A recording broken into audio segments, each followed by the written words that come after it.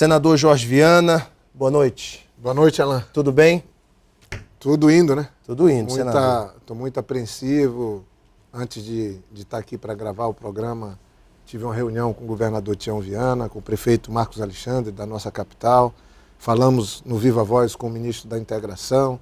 E eu vim de Brasília com muita preocupação. Já estou há 10 dias envolvido, sempre falando com o governador também, com essa situação do risco de um isolamento do nosso Acre, por via rodoviária, com a BR-364 já alagada e com risco, se o rio seguir subindo, de uma interdição total, o que seria um desastre absoluto e muito difícil de ser enfrentado.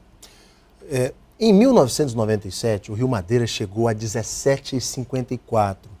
Na época não existiam as hidrelétricas e hoje, senador, o grande questionamento, a dúvida que surgiu, nossa equipe de reportagens esteve no município de Jaci, Paraná, e a população é unânime. Olha, isso nunca aconteceu, isso é culpa das hidrelétricas.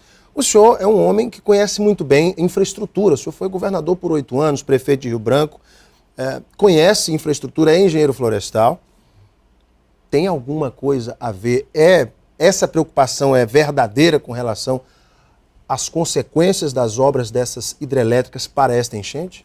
Olha, isso é um tema da maior importância e da maior seriedade também. Eu, nas redes sociais, muita gente me questionando, eu fiz questão, primeiro, de respeitar a opinião das pessoas. As pessoas têm o direito de exigir uma explicação, ou de comentar, ou de especular. E eu fiz um requerimento para o Ministério de Minas e Energia, aprovei no Senado, pedindo uma posição oficial do governo federal, uma opinião técnica, científica, se tem vínculo algum, se existe alguma relação entre o drama que nós estamos vivendo na Bacia do Madeira com a construção das barragens. E fiz um outro para o Ministério de Minas de Transporte, porque é inexplicável a estrada estar com uma lâmina d'água de 80 centímetros, a BR-364. Nós temos as imagens, senador. Eu queria que a produção colocasse no ponto agora as imagens que mostram exatamente isso que o senador está falando. Isso é inexplicável, porque quando se faz uma rodovia, você faz uma previsão, um estudo de tempo de recorrência. Olha que imagem impressionante. É um carro anfíbio. Isso não parece um caminhão, parece um barco. E é muito grave. Eu fui ver de perto. Eu fiz questão de ir junto com o ministro da Integração, porque é o Acre que está em risco, é a Amazônia. Eu não sou um senador só do PT ou da base do governo, eu sou um senador do Acre, da Amazônia. E eu acho que tem que unir Acre e Rondônia numa hora dessa para buscar. Olha aí, são imagens, eu vi de perto isso lá. Aqui você já acha chocante, imagina quem conhece bem aquela estrada, que já passou dirigindo várias vezes como eu.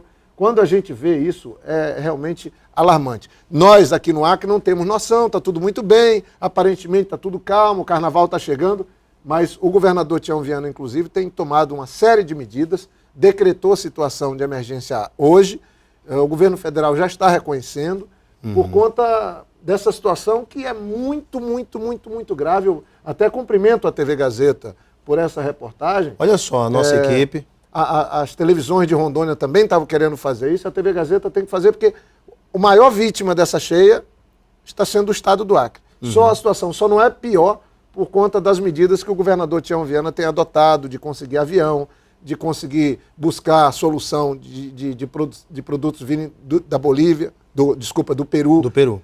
Combustível vindo de Cruzeiro do Sul, do estoque da Petrobras de Cruzeiro do Sul. Agora, é importante a gente ver que você estava questionando a questão das hidrelétricas. Então, as hidrelétricas não tem nada a ver com essa cheia recorde no Madeira. Esse é um primeiro aspecto natural. Um aspecto natural. Nós temos que separar bem as coisas.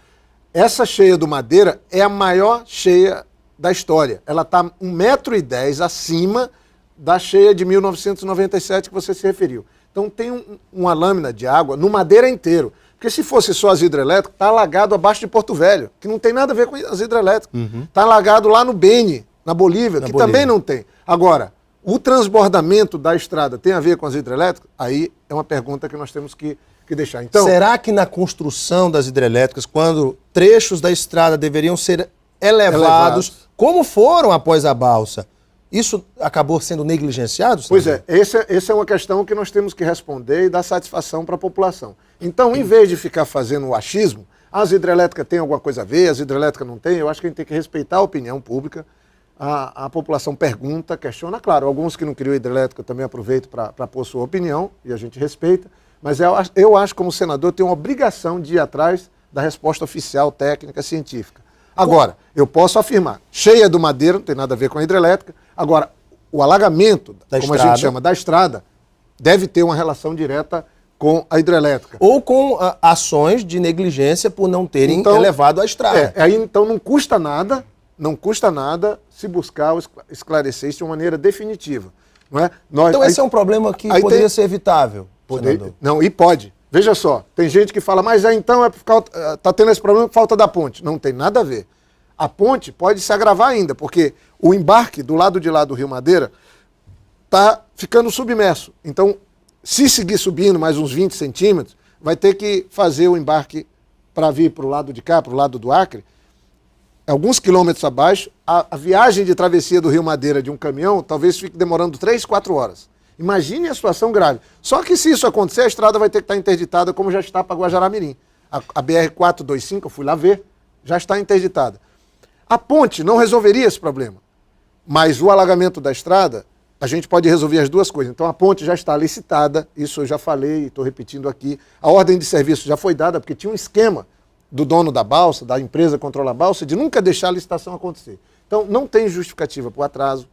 O governo federal atrasou demais, prejudicou o nosso povo, mas graças a Deus a licitação está homologada e as obras começam tão logo as águas baixas. O que o senhor achou da atitude de autoridades bolivianas de culpar o governo brasileiro e as hidrelétricas? Tem alguma coisa a ver por conta da posição, inclusive, de Beni na Bolívia, senador? Ou é mais um achismo, mais especulação? Olha, a situação na região do Beni, na Bolívia, é gravíssima. As informações que chegam é que 60 pessoas morreram afogadas, que houve perda do rebanho de mais de 100 mil cabeças de gado, também morreram, e os danos com os ribeirinhos e produtores devem ter sido enormes, porque mora muita gente rio acima, e então eu prefiro respeitar o sofrimento que está tendo. Agora, aquela região do Beni eu conheço bem, já pesquei por ali, conheço, andei, sobrevoei, já fui lá embaixo. Ali é um pântano.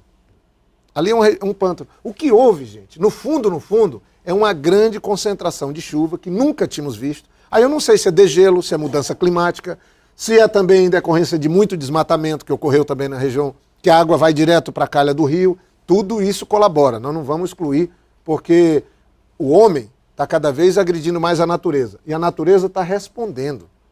A gente está pagando, talvez, com alguns desastres naturais que a gente vive hoje, a agressão. É óbvio que se tivesse uma relação direta das hidrelétricas com a cheia rio acima, nós não teríamos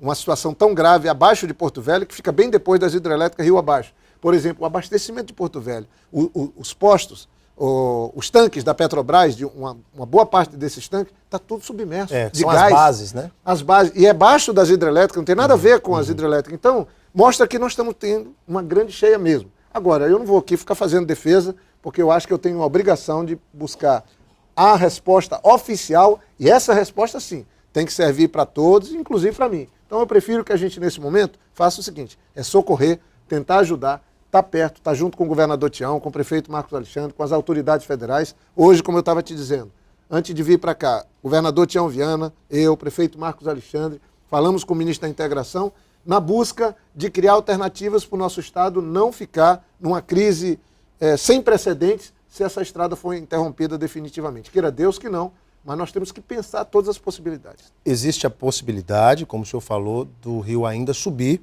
Fala-se até em uma elevação até 19,13, que seria o que os pesquisadores indicam que o Rio Madeira poderia chegar. O que o senhor tem de resposta das autoridades, inclusive do ministro, a respeito do tempo que a estrada ficaria interditada, senador? Pois é, aí a gente está falando com aquilo que é imponderável. Eu acho que é muita especulação. O que os cientistas estão vendo e pesquisadores é que tem uma mudança no clima e tem uma concentração de nuvens. O volume de água que caiu ainda não é um volume de água, pelo menos aqui na região do Acre, no mês de fevereiro, não foi tão forte, então está chovendo muito nas cabeceiras. Agora, nós temos que nos preparar para uma situação de piora, né? Porque se não piorar, ótimo, graças a Deus. Mas e se piorar e a gente está desprevenido? Então, eu acho que aí está uma atitude muito correta do governador Tião Viana quando decretou a situação de emergência, que está sendo reconhecida hoje pelo governo federal, e todas as possibilidades. O vice-governador César Messias esteve comigo lá em Rondônia, foi para Manaus, está vindo produtos. Por exemplo, não tem CAP asfáltico. Então, a prefeitura não pode trabalhar, o governo também não, e agora está vindo balsas naquele velho sistema de abastecimento do Acre, via o Rio Purus e via o Rio Acre. Deve chegar balsas esse ano, que é um sistema que a gente sempre deveria usar. A hidrovia, é mais barato o transporte, mas, lamentavelmente, a gente procura buscar a facilidade. Mas eu não tenho dúvida, eu queria deixar bem claro aqui, que o problema da ligação rodoviária, com mais a ponte, isso a engenharia pode resolver, e a política também. Se nós tomarmos a atitude certa, depois dessa cheia, elevarmos o nível da estrada, fizermos a ponte, o Rio Madeira pode encher, pode transbordar, mas a estrada do Acre não pode ser interrompida. Então, eu estou nessa luta, é uma luta de todo o povo do Acre, junto com o de Rondônia, que devemos estar juntos. Nós temos que corrigir, porque houve um erro feio nisso. Alguém errou. Ou a estrada foi construída abaixo, 2 metros do que deveria, ou as hidrelétricas estão criando um lago e a estrada deveria subir. Isso não foi feito. O certo é que quem está correndo risco é a população do Acre e uma parte de Rondônia ali, da Nova Mamoré e Guajará-Mirim, que já estão isoladas completamente por conta da BR-425. Eu vou dar uma paradinha para o intervalo nessa conversa com o senador Jorge Viana. No próximo bloco a gente volta com algumas outras imagens exclusivas da TV Gazeta para tratar deste tema e de outros assuntos da nossa política também. É um minutinho só, logo após o intervalo. Até já.